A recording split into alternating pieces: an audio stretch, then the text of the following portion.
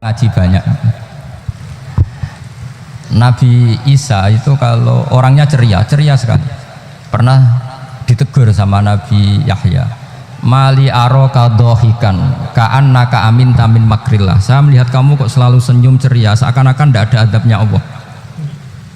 Terus Nabi Isa balas ke Yahya, mali aroka abisan ka'annaka ayista min rahmatillah. Kamu kok merengut terus, koyok ning donya ora ono rahmat.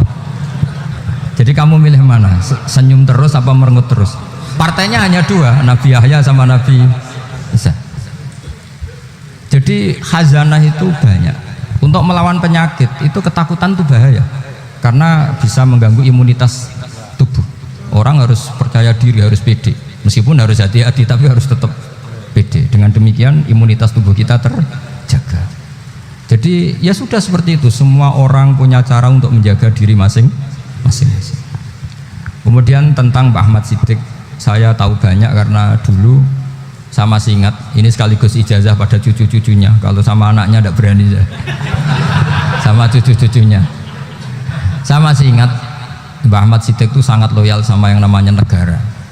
Kita tahu beliau adalah termasuk orang yang bintang ketika Muktamar Situbondo, ketika NU pertama kali nerima asas tunggal, yaitu Pancasila. Kayak apa ulama-ulama kita, ya mulai Mbah Ahmad Siddiq, Mbah Ali Maksum, Gus Dur, Mbah As'ad, semuanya lah, termasuk Mbah Mun, semuanya loyal sama negara, sehingga NU menerima asas tunggal. Itu saya masih ingat karena bapak dulu perwakilan dari NU cabang Lasem. Beliau pernah ngundang Mbah Ahmad Siddiq di sini. Zaman itu zaman Pak D. Dzufar, ikut ngundang ke sini bapak saya. Itu saya menangi beliau ngisi pengajian di hallnya buyut saya, Mbah Umar bin Arabi. Jadi saya ini zuriyahnya Mbah Umar bin Arabi, sama dengan keluarganya Ki Hamid Pasuruan. Itu beliau cerita bahwa kemenangan Islam itu tidak harus kita yang menang kangelan. Kadang Allah bikin orang lain yang kangelan, kita yang ikut menang. Jadi dulu kata beliau, banyak ulama ketika kita diserang Jepang, saya masih ingat, saya karena pas itu ikut ke Lasem, karena saya santri sarang, Mbah Mun misi di Lasem, saya ikut di Lasem karena saya masih keluarga. Itu ulama-ulama itu mimpi dibacakan ayat khulibatir rum fi adnal ardi wa hum mim ba'di ghalabihim sayaghlibun fi bid'i sinin lillahil amru min qablu wa min ba'du wa yawma idzi yafrahul mu'minun. Itu dulu itu ada pertarungan besar antara kerajaan Romawi dan kerajaan Persia. Kita tahu Romawi itu Nasrani. Saya ulang lagi, Nasrani. Nasrani itu percaya adanya Allah, adanya Tuhan, dan percaya adanya kitab samawi. Sementara musuhnya itu Persia, orang yang tidak bertuhan, tidak berdasar kitab samawi. Ketika Persia mengalahkan Romawi, itu orang Islam ikut susah, karena terus dibully sama orang-orang kafir Mekah. Orang kafir Mekah adalah orang yang tidak punya kitab samawi. Katanya orang kafir Mekah, iku lho balamu, jute duwe kitab, jarene dihubungan mbek langit, nyatane perang keok. Paling kon yo podo. Jadi ada analogi bahwa kalahnya orang Nasrani itu dianggap simbol kekalahan orang yang bertautan atau berhubungan dengan langit. Akhirnya orang Islam susah. Saking susahnya orang Islam sampai Abu Bakar itu tanya, ya Rasulullah, lalu orang Romawi menang itu kapan? Terus ada surat turun fi bid'i sinin, ya kira-kira 3. Abu Bakar pas itu belum alim-alim amat, jadi ngartikan 3 itu ya 3 betul, sehingga beliau masyhur itu cara Jawa totoan itu kimar. Pokoknya nanti Romawi pasti menang 3 tahun lagi. Akhirnya ketika datang itu taruhannya dengan 10 unta. Datang ke Rasulullah, Nabi menjelaskan, "Lunda, bid'u itu mabena salas ilatis itu 3-9. Kamu jangan bilang 3. Ya sudah, taruhannya ditambah sampai 100 unta. Tapi pembuktiannya enggak 3 tahun, tapi nunggu 9 tahun. Sampean jangan tanya, berarti dulu pernah taruhan halal. Zaman sebelum ngaji saya, sampean sudah sering taruhan, jadi jangan nyalahkan saya. Nanti itu ada ilmunya, namanya nasakh apa? Mansukh. Dan taruhannya Abu Bakar tidak kayak sampean.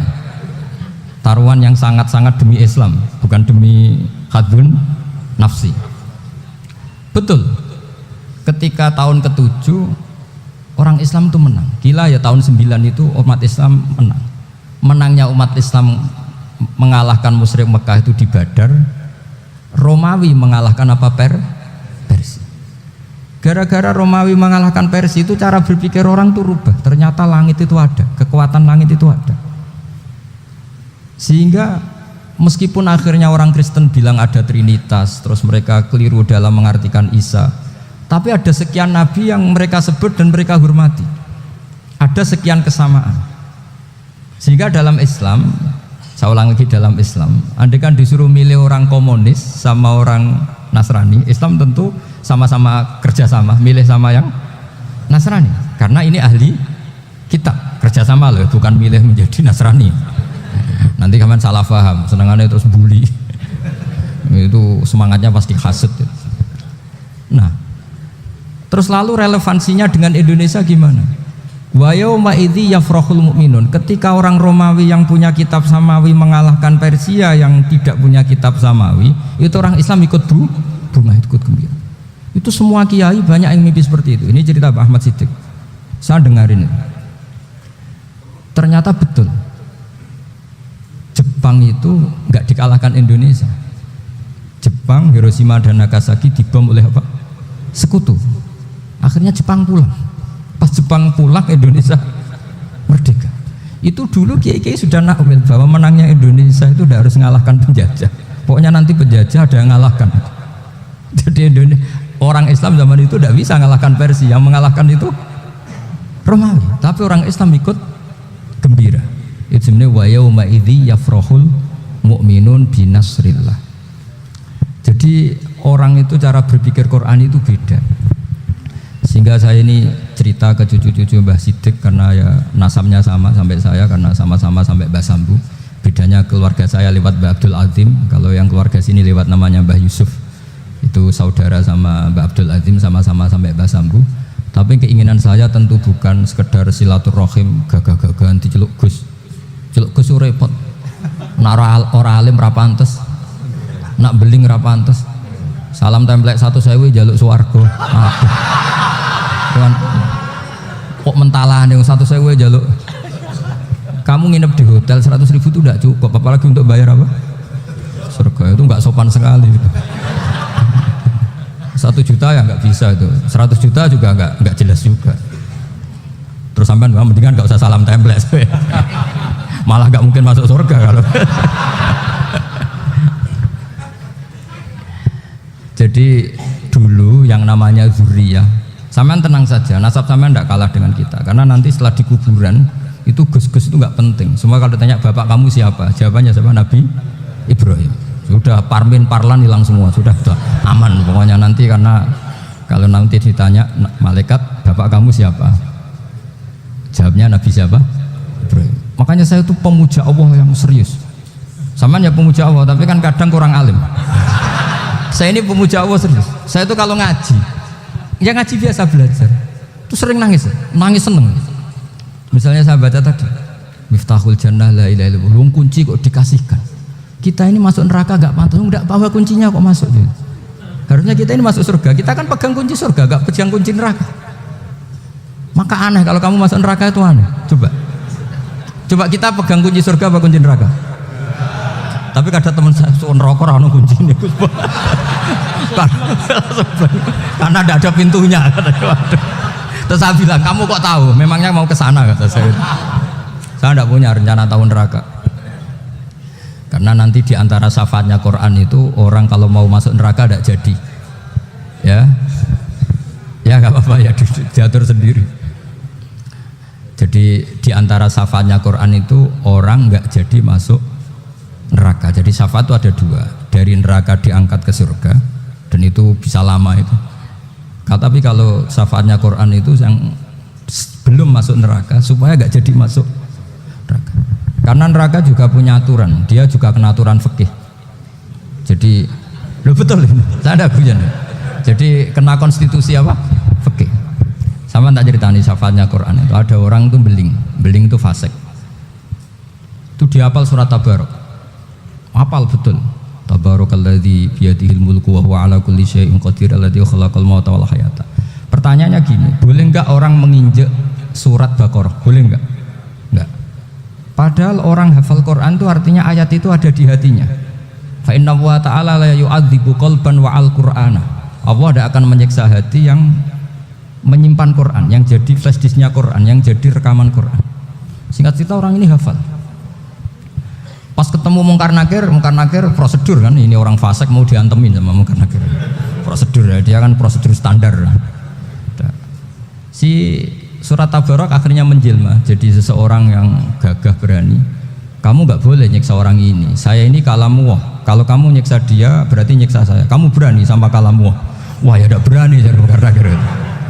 Tapi orang itu nakal, harus saya gebukin. Tapi kata Quran tadi, tapi saya di situ pasti kena saya. Oh debat, nggak ada lajnahnya ini nggak ikut. Kalau Gus Wirjon ikut jadi lajnah. Kalau jadi lajnah pasti kroninan. Kalau santrinya dimenangkan nanti. Akhirnya debat. Ya sudah kita ketemu Allah. Akhirnya Mungkar Nakir sama Quran tadi surat Tabarok datang sowan sama Allah. Terus kata Allah, memangnya kenapa Mungkar Nakir? Saya harus nyiksa dia karena dia fasik ya Allah. Memangnya kenapa surat Tabarok? Saya ada di situ. Menurut aturan orang tuh nggak boleh injak Quran. Kalau dia nuduk saya, nuduk Quran, itu harus dikasih tahu fikihnya Mungkar Nakir. Akhirnya Allah ngendikan gini ke surat Tabarok, ya sudah terserah kamu. Kalau terserah pulau Gusti, Mungkar Nakir nggak boleh nyentuh orang ini. Ya sudah selamat. Sehingga terus itu sampai baca di termasuk mujizatnya surat Tabarok di tafsir Ibnu Katsir banyak. Karena tadi logikanya malaikat itu juga kena aturan fikih. Sehingga banyak ulama termasuk Said Muhammad ngendikan pertanyaan Mungkar Nakir itu tidak semua orang kena. Kalau semua orang kena nanti kalau tanya Nabi Muhammad, waman nabiyuka? Kacau kan jawabnya. Nabi kamu siapa? Lu saya ini nabi. Ya kan? Lah nanti kalau pas ketemu Nabi Ibrahim, waman abuka? Jadi repot kan? Makanya ada kiai yang guyon kalau ditanya Marab buka, saya ini guru tauhid sembrono. Saya ini ngajar Umul Baroh, ini kamu tanya Marab buka. Masyhur itu keramatnya Imam Malik itu. Ada Ashabu Malik, Rajulun min Ashabi Malik. Beliau ditanya Mungkar Nakir Marab buka Nabi buka. Imam Malik datang, ini seumur-umurnya itu ngajar tauhid. Kok kamu bedai itu enggak sopan kamu. Nah, kita berharap barokah sampean ngaji nanti itu. Yes. Malaikat itu anak sungkane itu. Jadi itu ada itu. Dan saya meskipun guyon itu serius. Bedanya orang alim sama ndak itu di situ. Kalau orang alim itu guyon itu masih benar, masih serius. Coba saya bacakan ayatnya. Ala inna auliya Allahi la khaufun alaihim wa lahum yahzanun. Terus lahumul busyra fil hayatid dunya fil akhirah. Artinya kalau Mungkar Nakir dengan penampilan garang gitu, berarti ada ketakutan apa enggak? Ada, padahal ciri utama walinya Allah tidak ada ketakutan. Makanya itu termasuk dalilnya Sayyid Muhammad, tidak semua orang alami seperti itu karena wali-wali itu la khaufun alaihim wa lahum yahzanun. Anak kiai ketemu karena kerja buat tidur wedek. Iku dreseke ora kok pertanyaan tok, nak konan santri piye? Lho isen wis kiai dihanjuti Mungkar Nakir. Malu gak kira-kira? Mesti plengaan konan santri piye? Nah jawabannya gampang karena pernah ngajar tauhid. Makanya Sayyidina Ali ini cerita ini ada di kitab Nurul Dholam, sama di kitab Nurul Dholam karangannya Syekh Nawawi Banten. Itu Sayyidina Ali itu ya, andekan orang biasa mungkin ya agak-agak hasut, tapi ini wali nggak boleh kamu katakan hasut. Dia itu mangkal sama Umar. Orang kok setiap orang pernah dibentak, apa dia berani bentak Mungkar Nakir? Penasaran dia. Bagaimana kerengnya Umar itu berlanjut enggak gitu kira-kira. Akhirnya minta, ya Allah saya minta kasyaf. Ya karena yang minta Sayyidina Ali karena mau wajah dituruti sama kasyaf. Dilihat Sayyidina Umar pas meninggal itu. Jadi hasud itu ya kadang penting asal baik. Loh betul, bahasa Kanjeng Nabi kadang la hasada illa fisnaten. Itu Nabi membahasakan ya hasad. Gus Wirson saja yang nafsirkan ghobtoh itu kan gaya-gayanan sebagai ulama. Aslinya Nabi ngendikannya itu la hasada illa fisnaten. Ulama yang ganti itu namanya ghobtoh. Wong Nabi sendiri nyebut hasad kok kamu tafsiri kotor. Ya hasad ya hasad. Udah nggak usah ditawil-tawil pokoknya gitu. Kalau sampean nggak percaya nggak apa-apa. Kok gitu aja kok repot. Karena sampean nggak percaya kemungkinannya dua. Satu nggak ngerti. Dua sama-sama alim kan dari awal kalau sama-sama alim kan laisali alimin ayukal tidak aliman akhor. Kita nggak perlu saling mengikuti. Ngapain hasud? Biasa aja. Akhirnya Sidina Ali kasar. Pas Umar bangun, setelah mati kan bangun, setelah meninggal bangun. Munkar Nakir datang dengan perang yang sangat garang. Itu digambarkan Sidina Ali matanya itu kal kidril ghali. Kayak apa? Kendil yang apa? Menganga. Wah, seru. Sidina Ali senang, paling takut ini Umar. Senangnya bukan main, wah ini mesti takut Umar. Biasa. Ternyata enggak, Umar malah bangkit. Woi, Munkar Nakir ya. Kamu tahu menghadapi siapa? Itu betul ya? Kamu itu menghadapi temannya ahabbal khalqi ilallah. Yang diandalkan temannya bukan dia. Kamu tahu yang kamu hadapi, saya ini teman kekasihnya Allah. Jadi boleh kamu mengandalkan Mbak Virjon. Tapi nanti resikonya Munkar Nakir ditanya, itu Virjon siapa? Wah itu masalah kan. Makanya syaratnya wali itu harus ma'rufun fis sama. Di langit sudah populer. Makanya dulu ada orang yang saking seninya Abdul Qadir ditanya apa saja jamnya Abdul Qadir Al-Jilani itu aman karena beliau populer. Makanya program kita harus populer dulu di langit. Nah, itu nanti kalau dicatut oleh santri-santri nggak apa-apa. Kalau nggak populer nanti dicatat itu siapa? Masalah ini. Umar itu yang dibanggakan itu, kamu tahu saya siapa? Ya enggak tahu, saya ini temannya kekasihnya Allah. Temannya Muhammad, iya Muhammad Rasul. Wah mikir, waduh, repot. Loh di dunia aja gitu kan, temannya presiden, temannya panglima, apalagi ini temannya Sayyidul Awalin wal Akhirin. Di dunia aja bilang temannya presiden, menteri, orang sudah takut, apalagi ini temannya Sayyidul Awalin. Hanya Munkar Nakir terus konfirmasi sama Allah, gimana ya Allah ini ngadepi. Sebetulnya diandalkan itu temannya, bukan dia. Wah, akhirnya sama Allah dibilang ya, bu, ya sama seorang seperti itu bu yang sopan.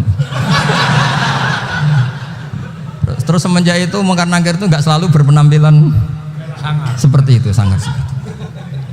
Jadi semoga itu konsisten sampai nanti. Jadi kamu kalau ingin nggak takut Munkar Nakir jadi wali dulu. Karena syaratnya tadi hanya wali sing la khaufun alaihim walahum yahzanun lahumul busyra fil hayatid dunya fil akhirah. Jadi orang itu kalau ngaji itu harus khatam. Jangan semuanya kena pertanyaan. Dan kalau semuanya kena pertanyaan nanti repot. Kalau Nabi Muhammad ditanya waman Nabi juga. Nabimu siapa? Lu kan terus jadi aneh. Jadi makanya ketika Sayyid Muhammad semua ulama lah, nggak ada am kecuali ditaksis, kecuali sifatnya Allah. Misalnya bikulli syai'in alim ya benar-benar bikulli syai'in. Tapi kalau am semuanya pasti ada taksis, meskipun dalam muhawarah muhadasah biasa. Misalnya contoh gampang, istri kamu baru seneng kamu, mas nak pengen apa-apa itu lapor aku, gak apa-apa mas, mesti aku seneng sama lapor. Iku di aku pengen wayo.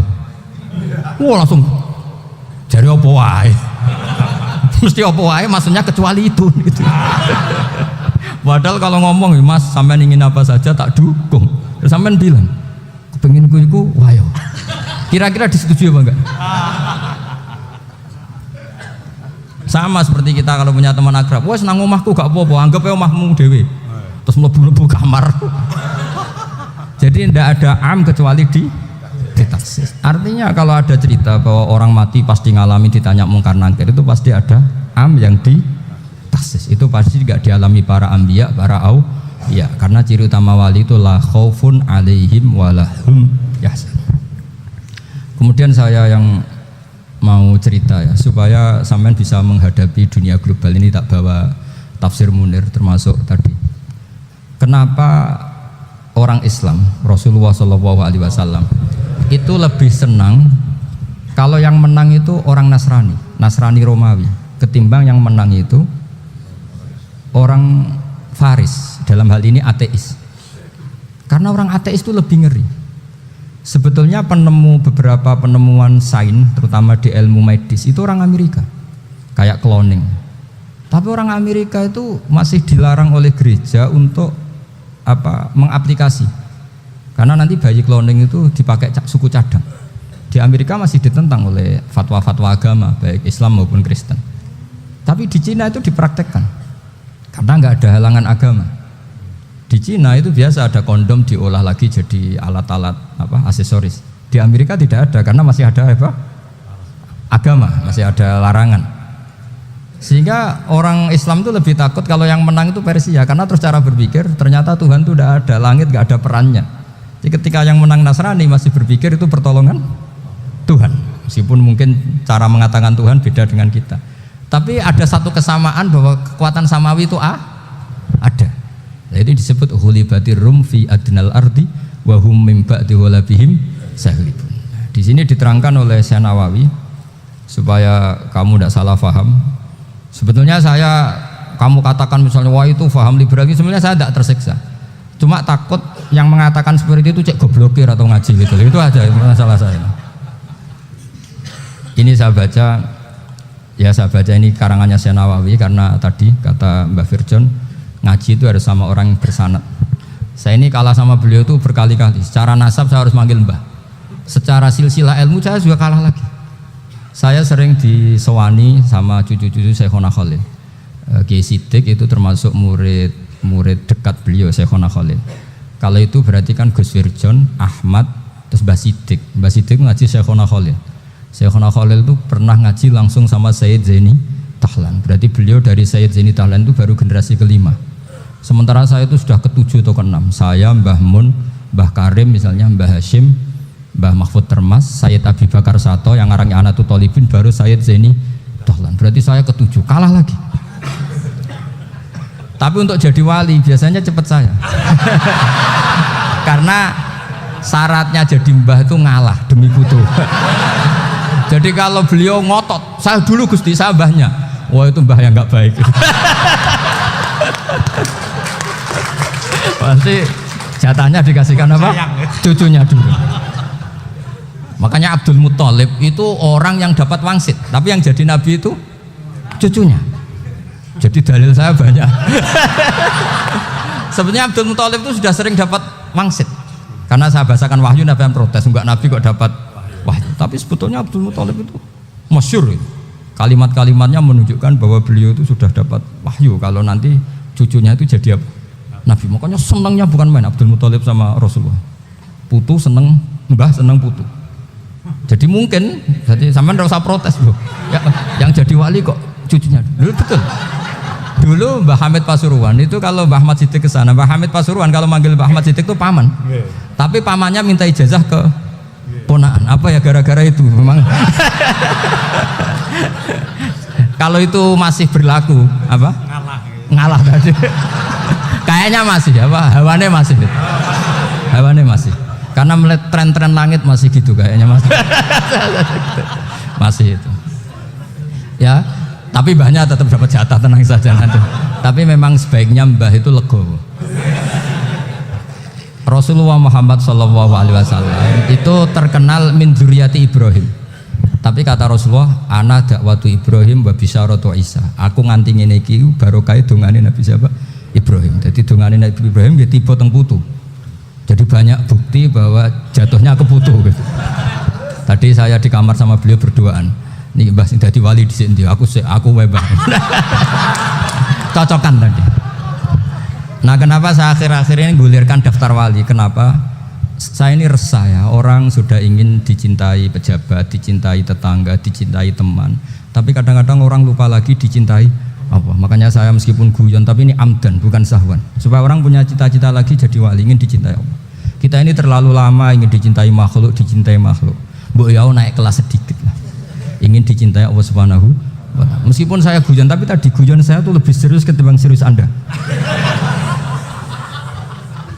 Karena tak pikir,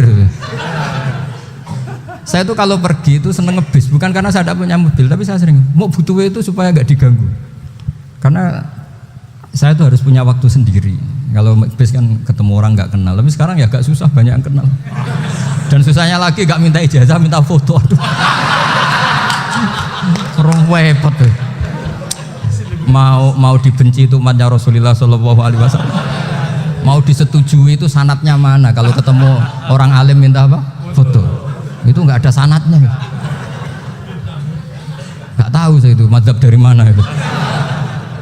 Ya mazhab milenial yang jelas itu kan.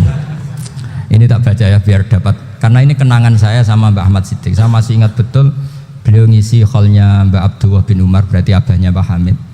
Karena mbak saya itu Fatimah binti Khalid bin Umar, kalau Mbak Hamid itu Hamid bin Abdullah bin Umar. Itu saya masih ingat betul zaman itu Mbak Hamid setiap khol di Lasem itu rawuh dan saya derek nembah saya karena masih misanan datang ke Lasem. Itu beliau pas itu ngisi sama Mbah Mun. Mbah Mun masih muda, Ki Ahmad Siddiq sepuh senior. Itu beliau cerita bahwa dulu ketika Indonesia dijajah Jepang itu para kiai mimpi dibacakan ayat Khulibatir Rum fi adnal ardi wa hum min ba'di walabihim salim. Terus ada kiai yang tanya, takwilannya gimana? Ya nanti Jepang pulang bukan karena kita yang mengalahkan, tapi Jepang ada yang mengalahkan sendiri meskipun tidak kita. Kayak dulu Faris tidak dikalahkan Islam tapi dikalahkan Romawi, tapi yang senang umat Islam. Wa yauma idzi yafrahul mu'min. Itu luar biasa ulama-ulama kita. Delalah kejadiannya Indonesia seperti itu. Yaitu kita tidak mengalahkan Jepang, tapi Jepang pulang sendiri karena dikalahkan apa? Sekutu. Ya ini saya baca. Ini tidak usah dicek bacanya benar apa enggak. Sudah aman apa? Aman. Karena kalau saya salah itu ya sengaja. Artinya ya sengaja saja. Ya biasa maksudnya. Saya kemarin ngisi di Pondok Peloso, di Pondok Al Munawir Jogja. Salah itu ada dua, ada salah yang memang benar-benar salah. Itu nggak apa-apa, bisa dimakfu. Karena mesti saking wong goblok salah yang terus itu. Ada salah bawaan ilmu, itu repot tuh dadaninnya. Karena misalnya kita yang biasa belajar qiraah sab'ah wayah sibuhu, mesti diulang lagi wayah sabuhu. Karena qiraahnya Imam Asim itu hasibah yah sabu bi fathis sin. Sementara kita kalau ngaji kitab kulino yahsibu. Sehingga kita yang biasa belajar sab'ah itu kalau baca kitab itu kayak orang bingung.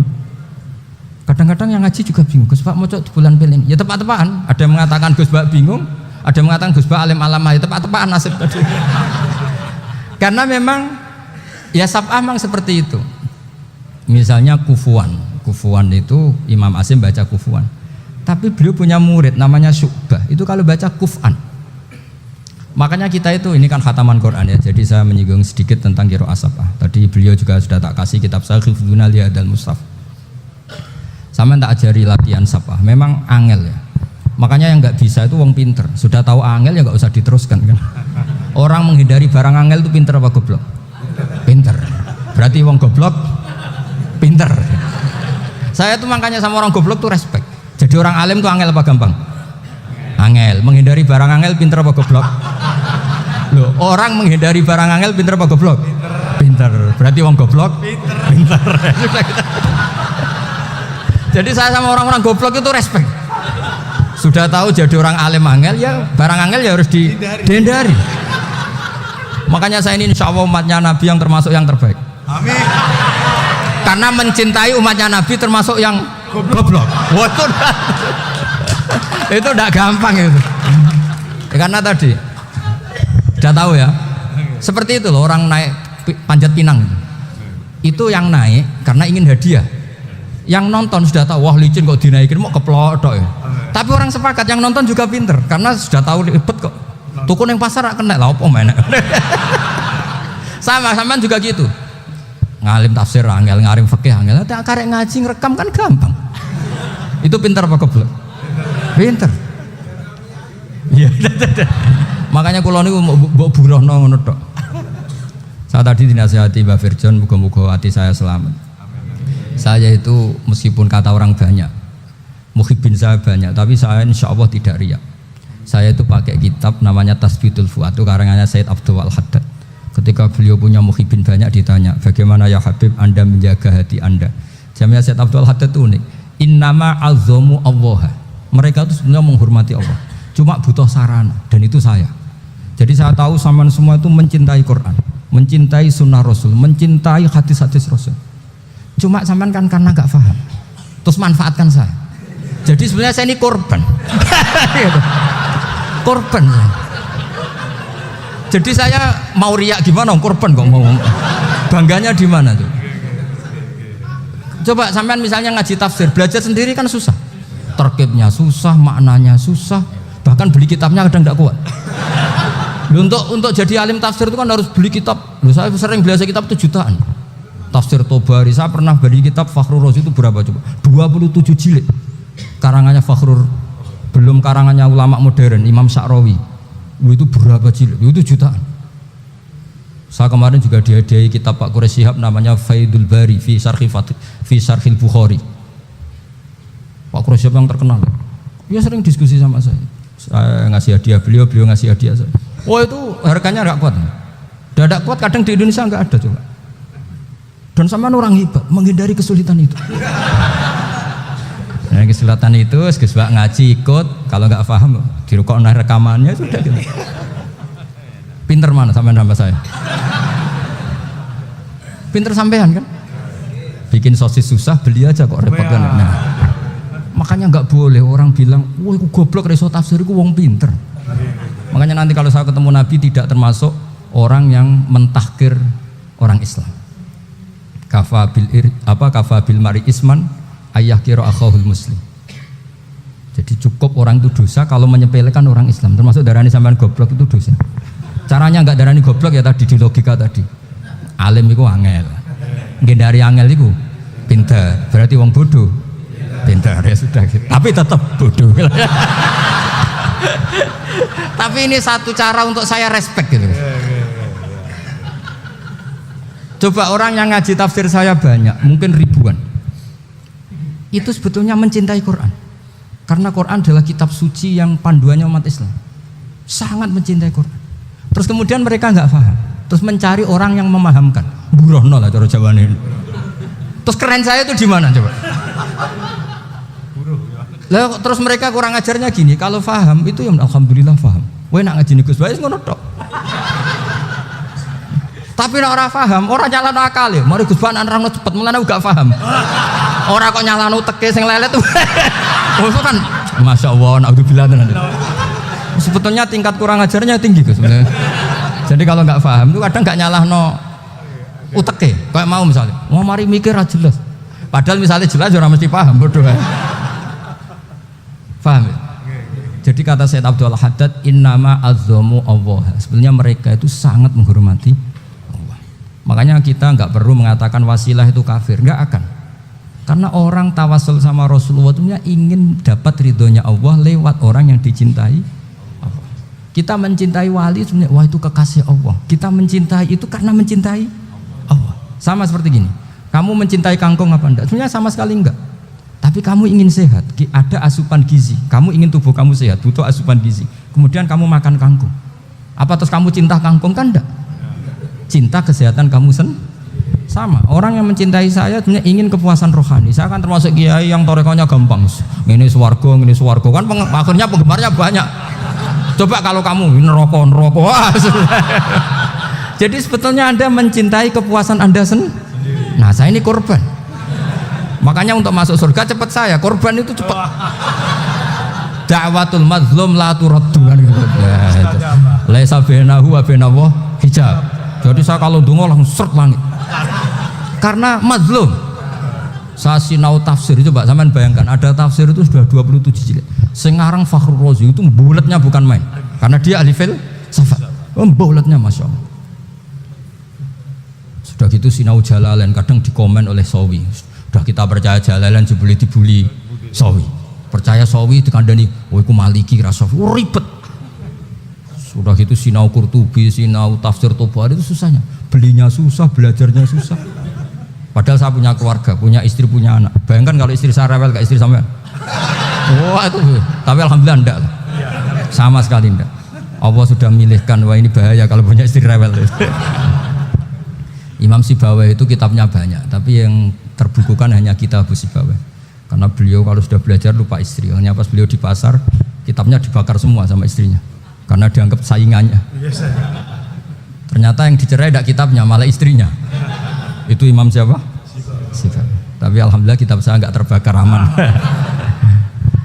Saya teruskan ya. Jadi untuk menjaga riya dilatih innama azzamu Allah. Sebenarnya mereka itu menghormati Allah. Sehingga wasail itu sebenarnya nggak pernah jadi subjek pelaku utama, tetap Allah.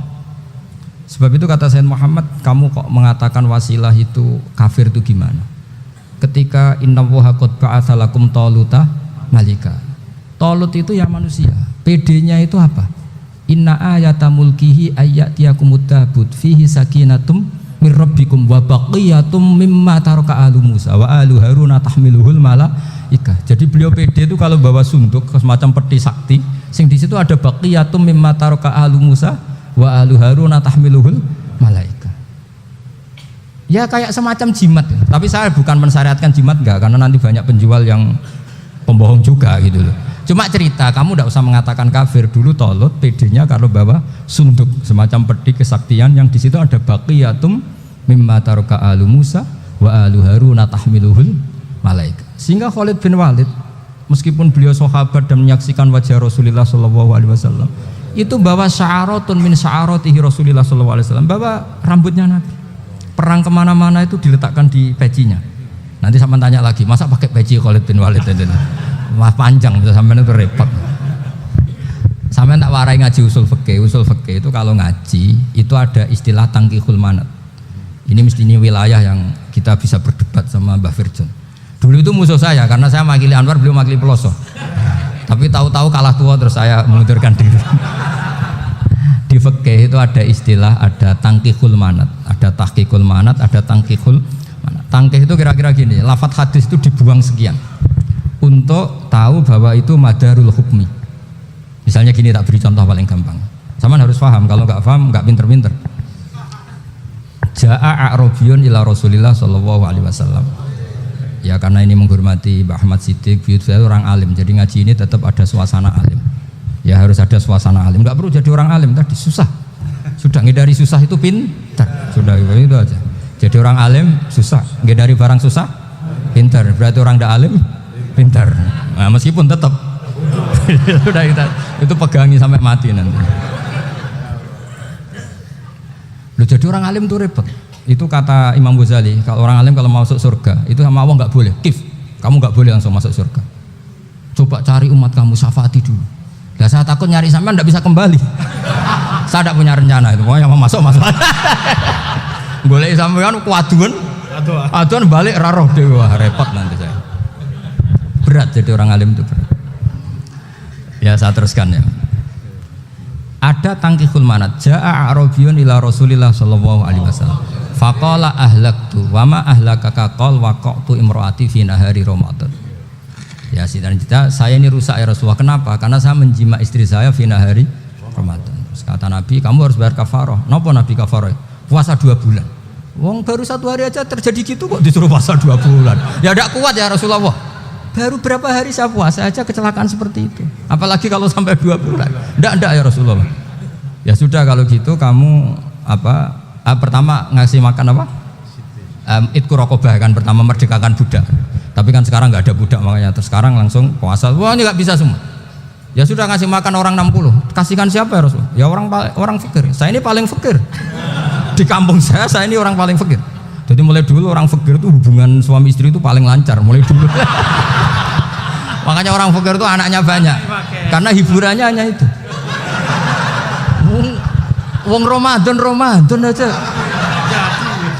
Coba mau ke ATM nggak punya uang, mau antri di bank nggak punya, mau apa coba? Itu mulai dulu. Ini sanatnya mutasil. Wah, akhirnya sudah sanksinya kan tadi ya, itqu raqabah atau puasa 2 bulan berturut-turut atau ngasih makan 60 orang miskin. Lalu kata ahli usul fikih, kata a'rabi dibuang, nggak menjadi catatan hukum. Orang kota pun kalau melakukan itu juga kena sanksi yang sama. Imro'atau juga dibuang. Andai kan itu dilakukan untuk amatnya juga ketentuannya sama. Nah sekarang perdebatan antara Imam Syafi'i dan Imam Malik begini. Sekarang pertanyaan gini, jima istri itu hukumnya boleh apa haram? Boleh kan? Lalu kalau ada orang tanpa udzur kemudian makan siang-siang, cara Imam Malik hukumnya sama, harus kena sanksi yang sama. Karena sama-sama hadku hurmati Ramadan bi ghairi uzrin syar'iyyin. Sama-sama merusak hukum Ramadan tanpa uzur syar'. Lu jima itu tidak zina. Kan hukumnya jaiz. Nah, sekarang makan hukumnya jaiz, harusnya juga kena ketentuan yang sama. Cara pikirannya Imam Malik. Nah, alhamdulillah Imam Syafi'i gak setuju. Wah, cara setuju repot. Bahkan orang-orang Syafi'i sudah punya khilaf, kalau gitu minum dulu. Iya, biar gak kena. Iya, biar iftarnya pakai minum. Setelah minum baru jima kan. Iya. Ini sudah menyiapkan khilafnya. Ini khas Syafi'i ini, bongsong rekayasa hukum. Nanti bisa belajar jauh cara ngakali hukum. Makanya guyonan yang masyhur Gus Dur itu gitu. Ada seorang kiai atau Gus lah, ya punya salah, namanya manusia kan punya salah, entah cangkruk entah apa, pokoknya punya salah. Ada wartawan yang ngiranya semua kiai itu orang suci, sehingga tanya sama Gus Dur, Gus itu ada kiai kok, ya pokoknya salah lah. Tapi jangan bayangkan dosa besar, enggak, kecil-kecil aja. Itu gimana itu? Padahal kiai kan orang suci. Jawabnya Gus Dur lucu. Ya justru yang boleh salah itu para kiai. Kalau kamu nggak boleh. Loh, kok bisa Gus? Karena mereka tahu caranya tobat. Repot. Kalau kamu nggak tahu caranya. Sama pelanggaran hukum itu ya harus pakar-pakar hukum. Ya. Itu yang tahu caranya rekayasa. Kalau kamu ya kena pasal kan ya. Jadi kamu jangan niru saya ini punya sekian cara untuk pembunuh. Nah, itu namanya khilaf. Makanya kata Sayyid Muhammad, kamu tidak usah anti khilaf. Karena Abu Hanifah itu membolehkan khilaf, kitabul khiyal. Yang penting kamu soleh dulu. Setelah soleh nanti Allah maklumi. Soleh dulu, syaratnya soleh dulu. Kalau tidak soleh jangan. Contohnya gini, ada orang mau puasa lemes sekali, mau makan. Gampang, kalau langsung makan kan kayak hadku hormati Ramadan biwari udrin syar'iyyin. Aku langsung mau jembera sowan Mbah Firjon. Sudah status saya Pak musafir. Ya sudah, berangkat aja sampai Tuban makan. Nanti kalau nggak jadi ya nggak apa-apa sudah. Kan mulai pergi sudah musafir. Saya tidak tahu nanti malaikat tertarik gebuki nggak tahu. Tapi itu ada khilafnya, asal soleh lah. Karena kata Sayyid Muhammad dan semua kitab mengatakan itu. Kalau sama nggak tahu ya kebablasan. Nabi Ayub, nabi yang terkenal Gudiken itu siapa? Ayub ya. Nah, itu yang Israiliyatnya akan seru lah. Gudiken dikukur bek kreweng itu terlalu lah kalau itu. Untuk kreweng konti ning Arab ora ono kreweng itu sudah masalah itu. Singkat cerita, Nabi Ayub ketika diasingkan kaumnya itu kan nggak punya sumber makanan. Lah orang lelaki itu mulai dulu egois. Istrinya Nabi Ayub itu cantik sekali, udah cantik, rambutnya bagus. Makanya kamu nggak usah tanya kenapa istrinya Kiai banyak yang cantik. Ya, warasatul anbiya, nggak boleh gitu. Kalau nggak cantik ya warasatul anbiya dari segi balak. Istrinya Nabi itu semuanya cantik. Nggak usah tanya sebabnya apa, pokoknya gitu, semuanya cantik. Singkat cerita, beberapa kali istrinya Nabi Ayub itu kerja demi bisa nafkahi Nabi siapa? Suatu saat itu tidak ada pekerjaan yang cukup untuk beli roti. Satu-satunya peluang dapat rezeki itu putrinya raja itu rambutnya berondoli. Terus ada sayembara siapa yang rambutnya bagus mau dibeli. Sampai rambutnya istrinya Nabi Ayub itu dijual. Nabi Ayub tersinggung karena itu mengurangi kecantikan. Jadi lelaki mulai dulu gitu. Udah nggak urun kalau istrinya nggak cantik itu komplain. Itu khasnya lelaki. Jadi kalau kamu gitu ada sanadnya juga, tenang saja ya. Komplain ya pegawaian itu. Saking mangkelnya Nabi Ayub terus ngendikan la adriban naki mi'ata sautin. Kamu akan saya pukuli dengan mi'ata sautin atau dengan 100 jambuan. Atau mi'ata dikhtin atau mi'ata apalah sesuai konteks zaman itu. Engko namuni pecut tuku konti kok ribet lagi. Singkat cerita akhirnya ketahuan bahwa istrinya menjual itu demi Nabi Ayub. Allah nggak ridho kalau kekasihnya yaitu istrinya Nabi Ayub wis perjuangan kayak gitu malah kena hukuman. Tapi Allah juga nggak ingin kekasihnya yang bernama Ayub melanggar sumpah. Padahal beliau sudah sumpah, wallahi demi Allah nanti tak pukul dengan 100 kali. 100 kali dengan lidi lah misalnya, contoh yang gampang tuh lidi. Akhirnya sama Allah dikasih satu solusi. Wa khud biyadika dikhtan fadrib bihi wala tahnas. Ya sudah, lidi itu ikat jumlahnya 100. Terus pukul sekali saja, anggap saja sudah 100. Iku pangeran sing wari ngakali ngono iku pangeran. Tapi syaratnya soleh. Syaratnya soleh. Jadi kalau kamu anti khilaf berarti anti ajarannya Allah di ayat itu. Wa khud biyadika dikhsan fadrib bihi walata. Itu dulu ada, ini cerita di Ithaf. Ini cerita terakhir, ini sudah sama jangan nama sudah. Terus pengumuman tadi yang nggak pernah sepuh ngutang saya itu haram tadi. Karena tadi saya punya kewajiban di rumah yang bisa menggugurkan ya kewajiban yang lebih besar. Lebih besar itu ya tadi bisa pernah guru, pernah sepuh. Yang jelas nggak umur. Umur sampean menang kabeh tuh. Tua ini serepot itu. Ada raja itu ganteng kaya, senengannya nikah perawan cantik. Itu semua kampung mesti kenal. Mungkin digilir atau gimana pokoknya. Suatu saat ada pemuda suka sama perempuan yang di kampungnya, cantik sekali. Kemudian pemuda ini ternyata pekerja di kerajaan itu.